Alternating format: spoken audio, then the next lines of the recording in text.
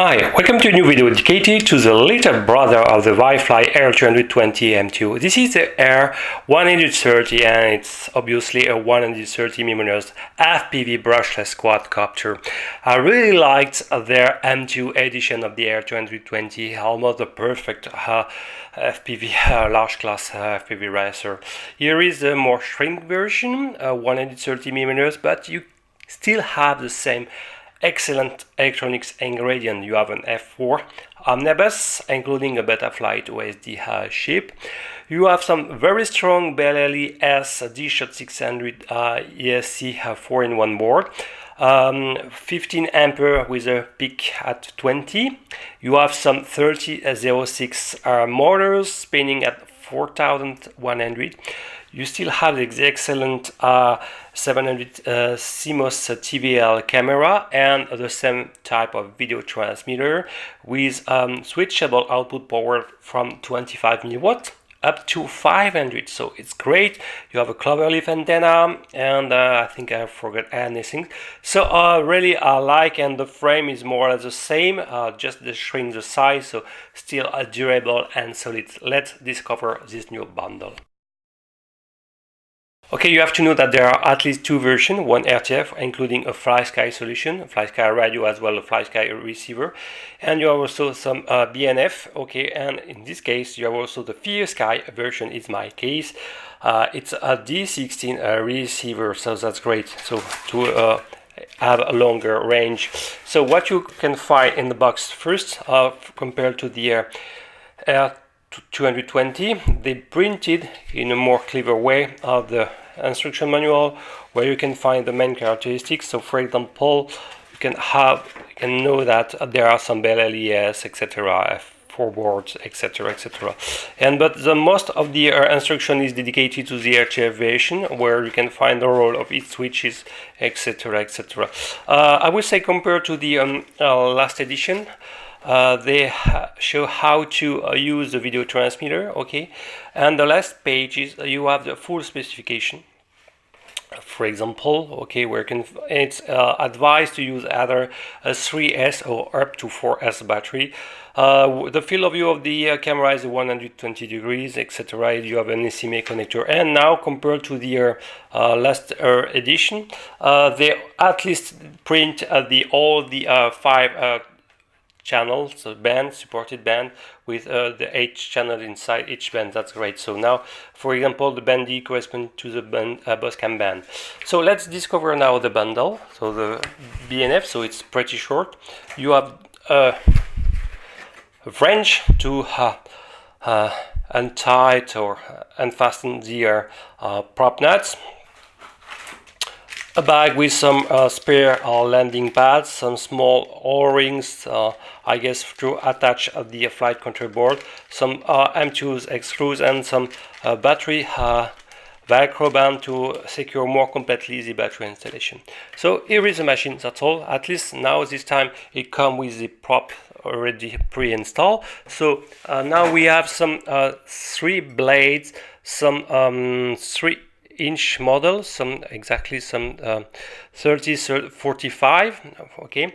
So ball nose mounted with some M5 prop nuts, and it's really mimicking the R220.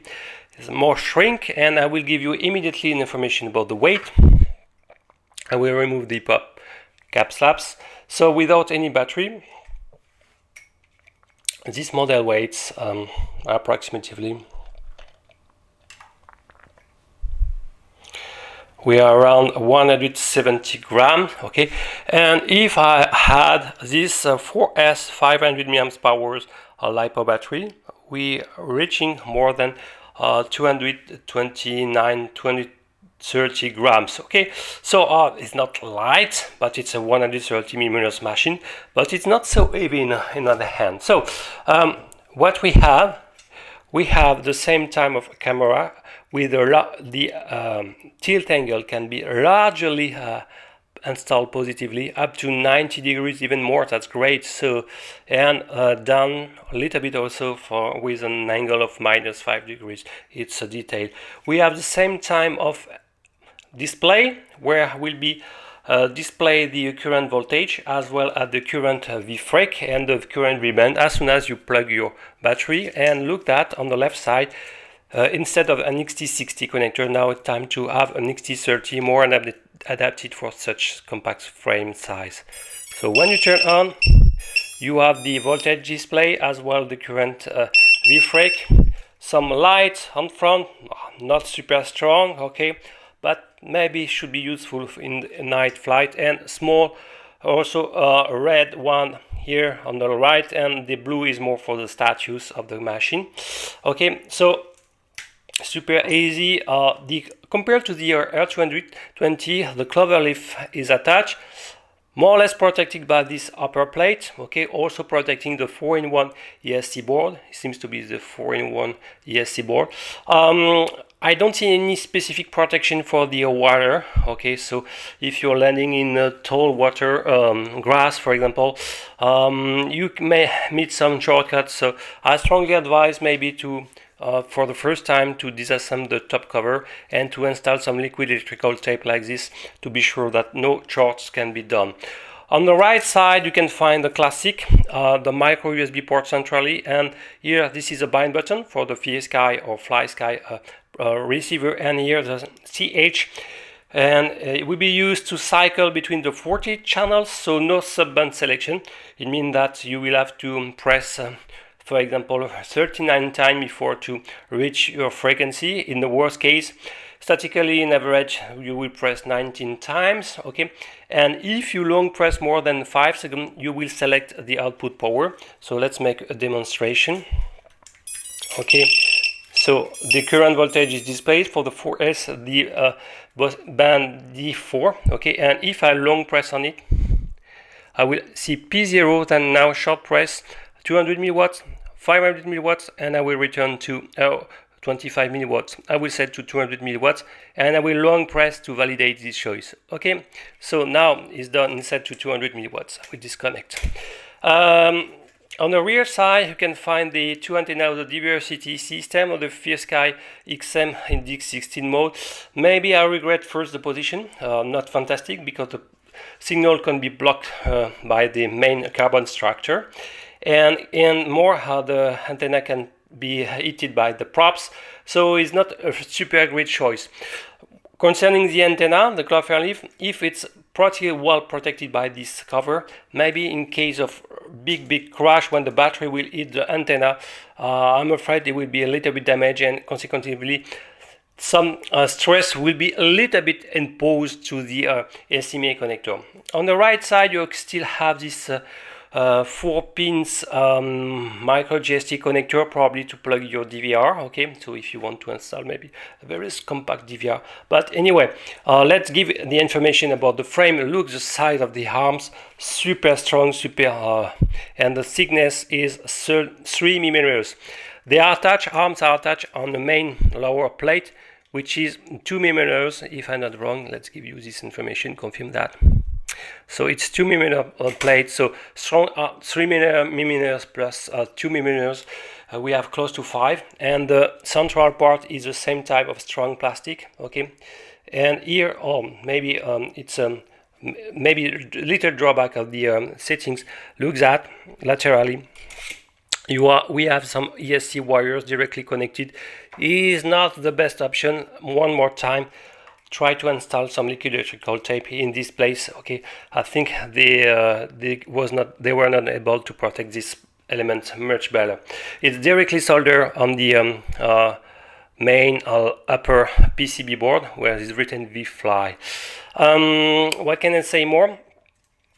Except that it's a super durable frame, and I really like. No real possibility to install some more larger prop than 3-inch because it will be in contact with the upper element. Okay, so maybe by removing this upper to install the battery more below, the props can be passable, but I'm not sure. Okay, the binding procedure for the FlySky version in D16. So be ready to insert the XT30 connector, but not completely. Okay, pre-insert the connector, not completely, and keep pressed the bind button laterally, this one. Okay, the first keep pressed, so with the plug, and start to insert the battery. And now take your radio, your favorite model file with VSky selected, press bind, and it should be bound. So let's check that. You have to disconnect everything. Okay, turn off the radio. Now turn on the quadcopter one more time. Okay, and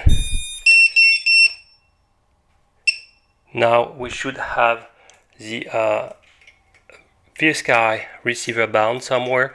No really feedback. Let's check if we have some telemetry information. No telemetry like the Big Brother. This is also maybe one drawback of this one. The VSky receiver is not flash with the firmware compatible with the telemetry exportation. Okay, time to discover the Betaflight default settings. Time to check the Betaflight settings, the default one. So I will power the USB.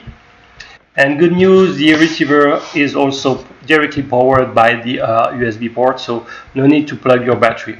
So let's connect and immediately check the current version install. But I already say that it was the last. So the for Anebus F4 board, the 3.1.7, and a strong advice is time to dump all the default settings in case you need to restore after a mistake the default one. So copy everything here. Okay, copy and create a text file and paste it. And when you will want to restore your default settings, copy from this text file, paste into the CLI command here, and don't forget to finish with the save command to restore everything. So time to check up now the default settings.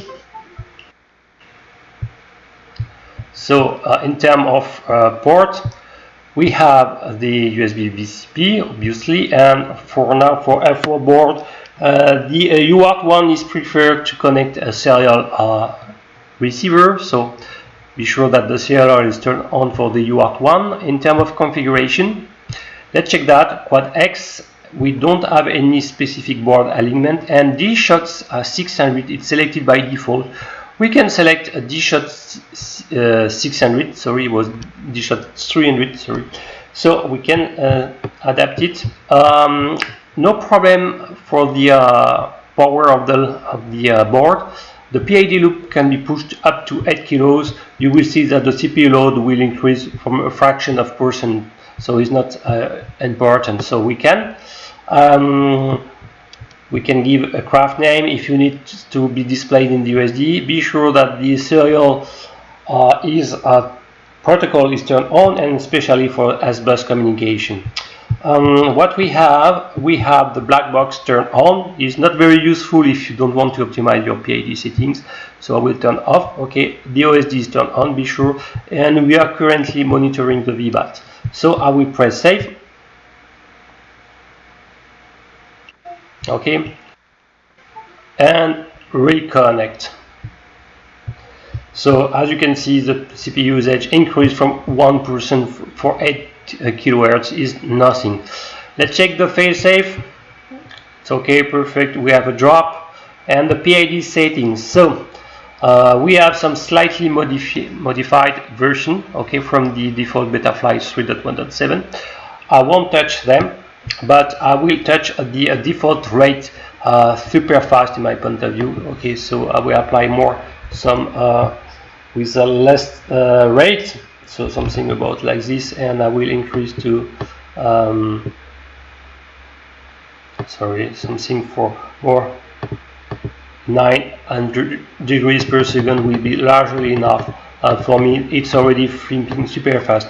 The more work is for the yeah. Okay, I prefer to have a more linear response.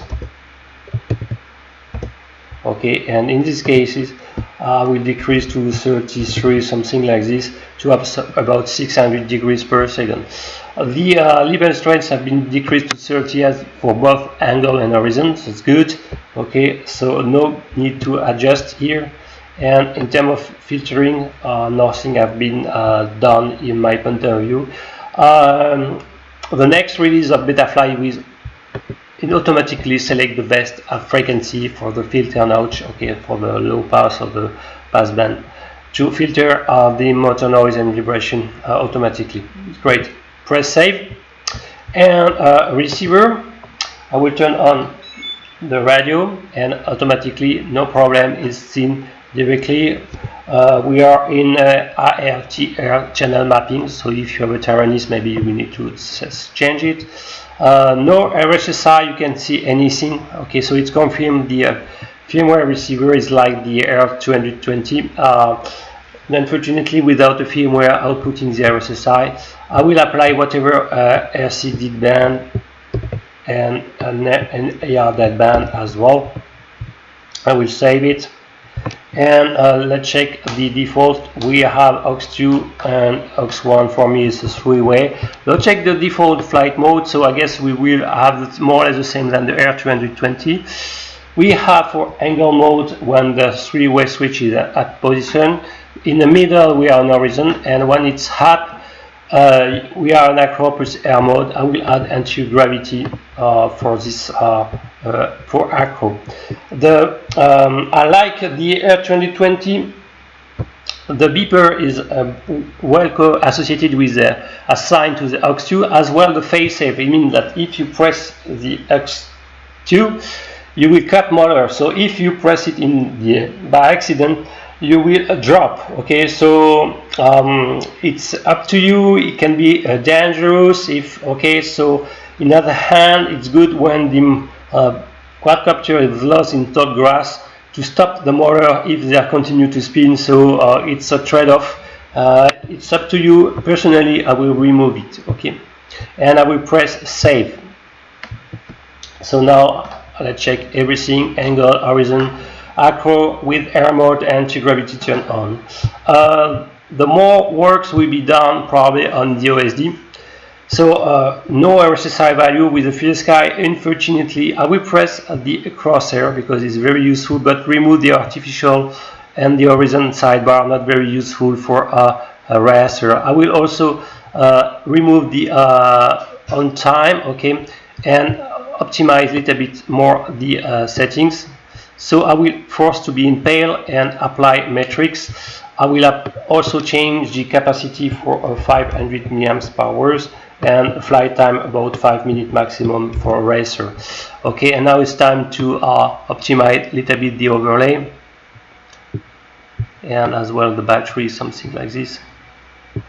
And I will also display the throttle, can be useful, so something like this sounds good. So I will save. Maybe I can descend everything. So everything sounds to be configured, and now it's time to check the BLE default firmware install. And check the element individual module. So it's fine, no problem of CPU load with such a powerful F4 board. Time to check the BLE default firmware install. I will use BLE configurator. Plug the USB. Okay, I will press connect, and now it's time to power the machine with the battery. No choice for power the ESC. Let's connect the XT30 connector. Okay, and now I will press read setup, and we have almost the last version of each BLE firmware installed. That's great. I will just press break on stop option and write the setup, so it's good. We have almost the ultimate BLE firmware install, and it's really great. So time to write, and now it's time to check this machine. As you can see, for this racer, almost no extra jump to do. Everything is almost perfectly configured. That's great. Let's go in the field right now. Small demo flight, first in lost condition with a 4S 500 mAh with a discharge rate of 65 C, so not so bad.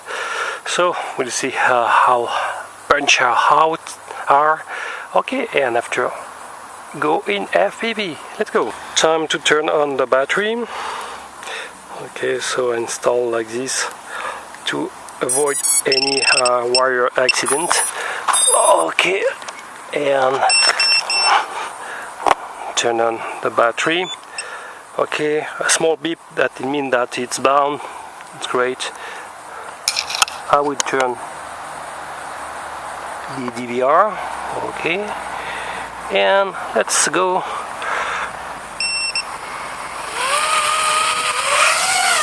Okay, in attitude, full rate, ready. Wow, not bad.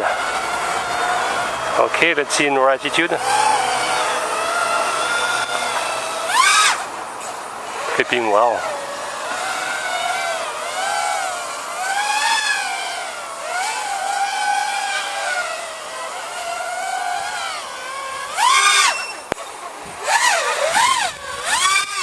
Yes, it's already powerful in force. You can hear a beep of the battery warning and the big load. So it's really stressing for the battery. Be sure to have a strong enough. Okay, let's continue in FPV.